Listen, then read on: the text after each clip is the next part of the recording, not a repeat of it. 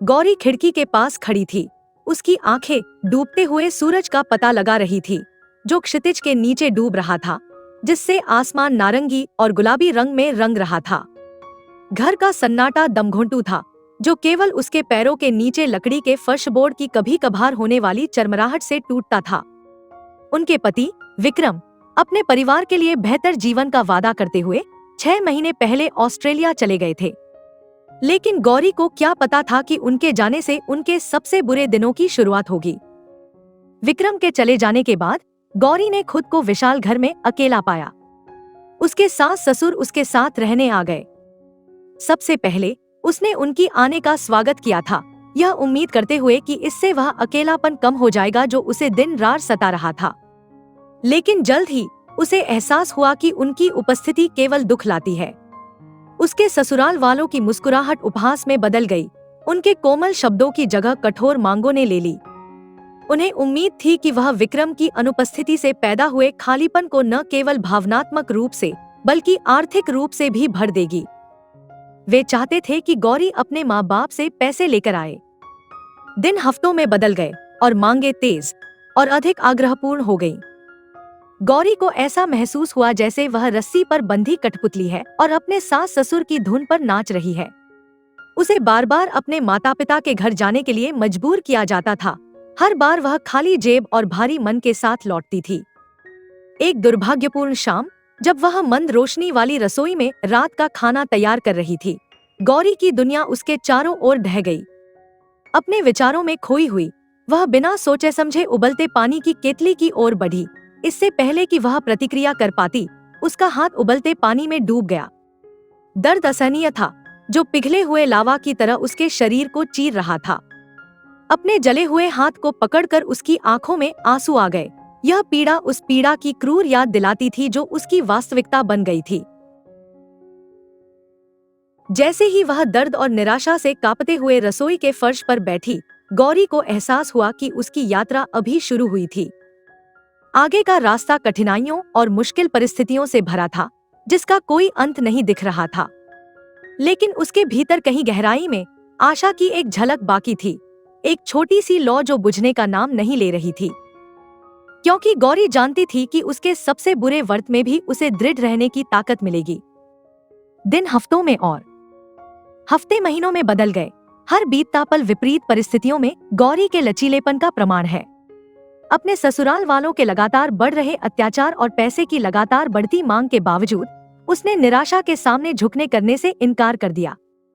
अपने जले हुए हाथ के धीरे धीरे ठीक होने के साथ गौरी को शांति के छोटे छोटे पलों में सांत्वना मिली। उसके जीवन में फैली अराजकता के बीच खुशी की क्षणभंगुर झलक मिली। लेकिन जब वह अपनी गरिमा को पुनः प्राप्त करने के लिए संघर्ष कर रही थी, तब भी निराशा की छाया उसके अस्तित्व पर मंडराती रही।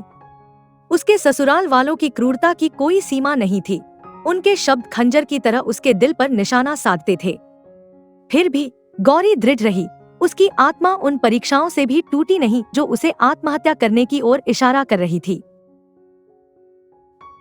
एक बार ससुराल से जबरदस्ती गौरी को अपने माँ बाप के घर पैसे लाने को भेजा गया। गौरी के माँ बाप भी बहुत गरीब थे। गौरी का भाई के कार एक्सीडेंट में भगवान को प्यारा हो गया था और गौरी के पिताजी गौरी के भाई के जाने का गम बर्दाश्त न कर सके। एक्सीडेंट के बाद गौरी के पिताजी भी गम सहन न कर सके और उनका भी दिल का दौरा पड़ने से मृत्यु हो गई थी। घर में अब कोई कमाने वाला नहीं था।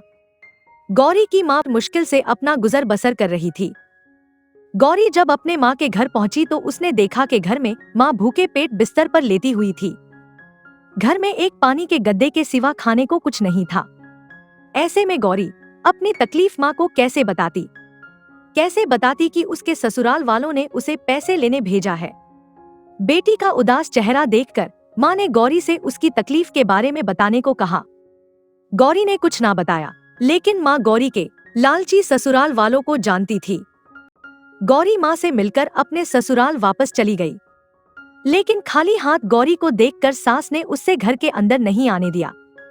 गौरी सारी रात बारिश में घर की चौखट पर बैठी रही और ठंड की वजह से बेहोश हो गई। गौरी की माँ हर हालत में अपनी बेटी का घर बचाना चाहती थी। इसलिए गौरी की माँ गौरी के ससुराल वालों की लालच की हवस को पूरा करने के लिए अपना घर गिरवी रखकर पैसे लेकर गौरी के ससुराल पहुंची। गौरी को घर के बाहर बेहोश पड़ा देखकर उसकी माँ ने वही टाइम तोड़ दिया। अब माँ बेटी दोनों घर की चौखट पर पड़ी बारिश में भीग रही थी। जब गौरी को होश आया तो उसने माँ की लाश को देख जोर जोर से रोना शुरू कर दिया। शोर सुनकर गौरी के सास ससुर बाहर आ गए। गौरी की सास की नजर उसके माँ की लाश पर ना पड़कर उसके हाथ में नोटों की घड़ी पर पड़ी। उसने तुरंत पैसे उठाकर अपनी साड़ी के पल्लू में बांध लिए और म्युनिसिपल की गाड़ी बुलाकर गौरी की माँ की लाश उठवा दी। गौरी का पति इन सब बातों से अपरिचित था। उसे नहीं पता था कि उसके माता पिता गौरी से ऐसे पेश आ रहे थे। माँ के जाने के बाद गौरी के पास अब खोने के लिए कुछ नहीं था। गौरी ने अपने साथ हुए अत्याचारों के बारे में सब कुछ अपने पति को बता दिया, लेकिन विक्रम ने गौरी पर विश्वास नहीं किया। गौरी अब बिल्कुल अकेली हो गई थी। उसके सास ससुर चाहते थे कि गौरी अब उनके घर से चली जाए और वे विक्रम का किसी और अमीर घर में विवाह कर देंगे। अत्याचारों से परेशान अब गौरी जिंदगी की लड़ाई हार चुकी थी। अपने पति का इंतजार करते रोते रोते उसकी आंखों के आंसू भी सूख चुके थे। उसने खुद को खत्म करने के लिए पास की बहती नदी में छलांग लगा दी। इतने में एक बूढ़े मछुआरे ने उसको देखा और उसको डूबने से बचा लिया और बेहोशी की हालत में उसको अपने घर ले गया। किस्मत से उस बूढ़े मछुआरे की बेटी गौरी की कॉलेज की सहेली निकली। उसने उसे देखते ही पहचान लिया। जब गौरी को होश आया तो उसने अपनी सारी दुख भरी कहानी उसे सुनाई। गौरी की सहेली ने उसे दिलासा दिया और अपने साथ रहने को कहा। गौरी की कहानी जैसे भगवान भी सुन रहा हो। उसी रात तेज तूफान आया और जब गौरी के सास ससुर रात तो सो रहे थे तो उनके घर की छत गिर गई और गौरी के सास ससुर दोनों घायल हो गए। आसपास के लोगों ने उन्हें अस्पताल में भर्ती करवाया और डॉक्टरों को ससुर की दोनों टांगे काटनी पड़ी और सास के दोनों हाथ काटने पड़े, जो मलबे के नीचे आकर कुचले गए थे। दोस्तों, ऐसे ही नहीं कहते कि भगवान की लाठी में आवाज नहीं होती। अब दोनों सास ससुर जिंदा तो थे लेकिन अपने लिए मौत मांग रहे थे। हादसे की बात सुनकर विक्रम भी ऑस्ट्रेलिया से वापस आ गया और जब विक्रम ने अपने माता पिता का हाल देखा तो वे बहुत रोया। उसने माँ से गौरी के बारे में पूछा तो माँ ने बताया कि ये सब हमारे कर्मों का ही फल है।